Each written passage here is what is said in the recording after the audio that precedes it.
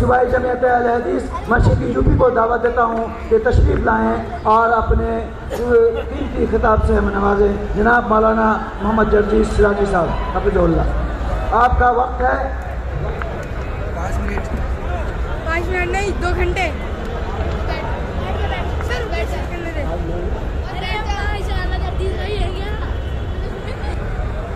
علیکم ورحمۃ اللہ وبرکاتہ۔ الحمد للہ وحدہ والصلاة والسلام علی من لا نبی بعدہ، اما بعد۔ اعوذ باللہ من الشیطان الرجیم، بسم اللہ الرحمن الرحیم۔ یا ایہا الناس انا خلقناکم من ذکر وانثی وجعلناکم شعوبا وقبائل لتعارفوا ان اکرمکم عند اللہ اتقاکم۔ اسٹیج پر بیٹھے ہوئے معقر علماء کرام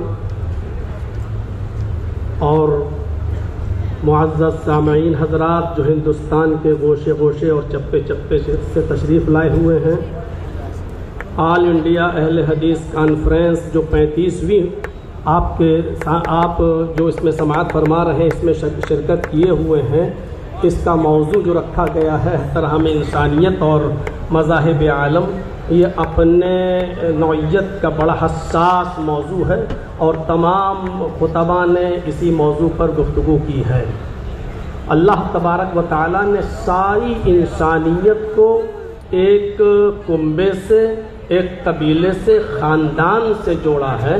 آپ اس بات کا اندازہ قرآن کی اس آیت سے لگا سکتے ہیں جو میں نے خطبے کے بعد آپ کے سامنے پڑھی ہے۔ اس کے اندر اللہ تبارک و تعالیٰ نے ساری دنیا کے انسانوں کو آپس میں بھائی بھائی قرار دیا ہے۔ بتایا یا ایھا الناس انا خلقناکم من ذکر و انثی، اے لوگوں، ساری کائنات کے انسانوں کو مخاطب کر کے کہا کہ اے ساری دنیا کی مانو ذاتی، اے انسانوں، ہم نے تم کو ایک مرد اور ایک عورت سے پیدا کیا ہے اور ہم نے تمہارے شعبے اور قبیلے بنا دیے ہیں، اور اس کی وجہ یہ ہے کہ لتعارفوا، تاکہ تم ایک دوسرے کو پہچان سکو۔ تو یہ کہا کہ یا ایھا الناس انا خلقناکم من ذکر و انثی، ہم نے ساری انسانیت کو، سب کو ایک مرد اور ایک عورت سے پیدا کیا ہے۔ تم سب کا باپ ایک ہے، تم سب کی ماں ایک ہے، تم سب کا باپ آدم اور تم سب کی ماں ایک حوا، جس کو آپ آشو کہہ لیں، ہیووتی کہہ لیں، شتروپا، تم سب ایک ہی باپ کے اور ایک ہی ماں کے بیٹے ہو، یعنی تم سب آپس میں بھائی بھائی ہو۔ قرآن کریم کی ایک آیت ہم اور آپ کے سامنے پڑھ رہے ہیں، اس سے آپ اندازہ لگا سکتے ہیں کہ اللہ تبارک و تعالیٰ نے فرمایا کہ تم کسی بھی مذہب کے یا کسی بھی مکتبہ فکر سے تمہارا تعلق ہو، لیکن عدل و انصاف کا جب معاملہ آئے، نیائے کا، ججمنٹ کا جب معاملہ آئے، تو اس میں تم کسی کو یہ نہیں دیکھو گے یہ کون ہے، کس دھرم سے ہے، کیا ہے۔ آپ اس بات سے اندازہ لگا سکتے ہیں انسانیت اس وقت تک برقرار نہیں رہ سکتی ہے جب تک کہ دنیا کے اندر عدل نہ ہو، جب تک کہ ہم عدل سے کام نہ لیں۔ فرمایا وَلَا يَجْرِمَنَّكُمْ شَنَآنُ قَوْمٍ عَلَىٰ أَلَّا تَعْدِلُوا، صاف لفظوں میں فرمایا کہ اے لوگوں، کہیں ایسا نہ ہو تمہیں کسی قوم کی دشمنی اس بات پر تمہیں مجبور نہ کر دے کہ تم اس کے ساتھ انصاف نہ کر سکو۔ انصاف ہر حال میں کرنا ہے، چاہے وہ کسی بھی مذہب کا ماننے والا ہو۔ یہ نہیں دیکھنا ہے کہ یہ کون ہے، اس سے ہمارا تعلق قریبی ہے تو اس کے فیور میں فیصلہ کر دیا جائے۔ اسلام کی تاریخ کا اگر آپ مطالعہ کریں گے تو ایسے ایسے مناظر آپ کے سامنے آئیں گے کہ حضرت علی رضی اللہ تعالیٰ عنہ کے زمانے میں ایک یہودی مجرم ثابت ہو گیا اور اس کو کوڑے لگانا تھے، لہذا حضرت علی رضی اللہ تعالیٰ عنہ نے حکم دیا کہ اس یہودی کو کوڑے لگائے جائیں، اور کوڑے لگانے والا حضرت علی کا غلام تھا قمبر، اس نے کوڑے لگائے، کوڑے لگانے میں کنفیوز ہو گیا کہ ہم نے اس کو 9 کوڑے مارے ہیں یا 10 مارے ہیں، لہذا اس نے یہ سوچ کر کہ 9 ہی لگے ہوں گے، ایک کوڑا اور مار دیا۔ جب اس کو کوڑا لگ گیا تو پھر اس نے حضرت علی رضی اللہ تعالیٰ عنہ سے کہا کہ امیر المومنین، آپ کے خادم نے، آپ کے غلام نے ایک کوڑا مجھے زیادہ مارا ہے اور مجھے اس کا انتقام چاہیے۔ فوراً اسی وقت حضرت علی رضی اللہ تعالیٰ عنہ نے قمبر سے کہا کہ اے قمبر ادھر آؤ اور دیکھو یہ یہودی کیا کہہ رہا ہے؟ قنبر نے اعتراف کیا کہ ہاں امیر المومنین مجھے شک ہے، پتہ نہیں 9 مارے تھے یا 10، تو یہ سوچ کر کہ 9 ہی مارے ہوں گے، ایک اور میں نے مار دیا۔ مجھے اعتراف ہے اس بات کا کہ ہو سکتا ہے کہ ایک گولا زیادہ لگ گیا ہو۔ حضرت علی نے فرمایا اب تم کھڑے ہو جاؤ، اور اس یہودی سے کہا کہ کوڑا لو اپنے ہاتھ میں، اور اس یہودی سے کہا کہ اب تم اپنا انتقام لے لو، بدلہ لے لو، اور ایک کوڑا اس یہودی نے مارا حضرت علی کے غلام۔ میں کہنا یہ چاہتا ہوں انسانیت اسی وقت محفوظ رہ سکتی ہے، اس کا تحفظ اسی وقت ہو سکتا ہے جب آپ عدل سے کام لیں گے، اور جہاں عدل و انصاف ختم ہوا وہاں انسانیت بھی مجروح ہوگی، انسانیت کا بھی خون ہوگا۔ اس لیے ہر حال میں اگر آپ یہ چاہتے ہیں کہ انسانیت مجروح نہ ہو، انسانیت محفوظ رہے، تو آپ کو عدل و انصاف قائم کرنا ہوگا، اور جتنا زیادہ عدل ہوگا دنیا میں اتنا ہی زیادہ امن ہوگا۔ آپ کو شاید یاد ہوگا حضرت علی رضی اللہ تعالیٰ عنہ نے بھی ایک یہودی کے خلاف مقدمہ دائر کر دیا تھا قاضی شریح کی عدالت میں کہ میری ایک زرہ ایک یہودی کے پاس ہے، اور جب یہودی کو پیش کیا گیا تو یہودی نے کہا وہ زرہ میری ہے۔ حضرت علی سے کہا گواہ پیش کرو۔ حضرت علی نے جو گواہ پیش کیے تھے شرعی اعتبار سے ان گواہوں کی کوئی حیثیت نہیں تھی۔ قاضی شریح نے امیر المومنین حضرت علی کے خلاف فیصلہ سنایا، یہ کہتے ہوئے کہ اے علی، آپ نے جو گواہ پیش کیا ہے وہ آپ کا بیٹا ہے، اور شریعت محمدی کے اندر بیٹے کی گواہی باپ کے حق میں تسلیم نہیں کی جاتی ہے۔ اے علی، آپ نے دوسرا گواہ اپنا غلام پیش کیا ہے، غلام کی گواہی بھی مالک کے حق میں، آقا کے حق میں قبول نہیں کی جاتی ہے، لہذا یہ زرہ کا مالک یہودی ہے۔ حضرت علی کے خلاف فیصلہ سنایا۔ یہ عدل، یہ انصاف ہمیں یہ بتلا رہا ہے کہ جب اس طریقے کا عدل تھا، جب اس طریقے کا انصاف تھا، تو انسانیت چین اور سکون کا سانس لیتی تھی۔ یقیناً آج عدل و انصاف ہمارے معاشرے سے ختم ہوتا چلا جا رہا ہے۔ وہ ملک شام کا وہ واقعہ بھی ہمارے اور آپ کے سامنے آنا چاہیے کہ حضرت عمر فاروق جب ملک شام گئے تو ایک 12 سال کے یہودی بچے نے عمر ابن عاص کے بیٹے کے خلاف شکایت کی کہ امیر المومنین، ہمیں عمر ابن عاص کے اس بچے نے، عمر ابن عاص کے اس یہودی نے کہا کہ عمر ابن عاص کے بیٹے نے ہمیں کو گھوڑا مارا ہے، میرا گھوڑا اس سے آگے نکل گیا تھا ریس میں۔ حضرت عمر فاروق نے یہ سنا تو فوراً غصے سے لال پیلے ہوئے حضرت عمر ابن عاص سے کہا کہ یہ کیا ہو رہا ہے؟ فوراً بلایا گیا۔ بیٹے نے، عمر ابن عاص کے بیٹے نے اپنا جرم کا اقبال کیا اور اس یہودی بچے سے کہا کہ تو بھی اپنا انتقام لے لے۔ ہماری حکومت، ہماری خلافت، ہماری چودراہٹ، سب کچھ ہونے کے باوجود خود عمر ابن عاص کے بیٹے کو اس یہودی بچے نے کوڑا لگایا۔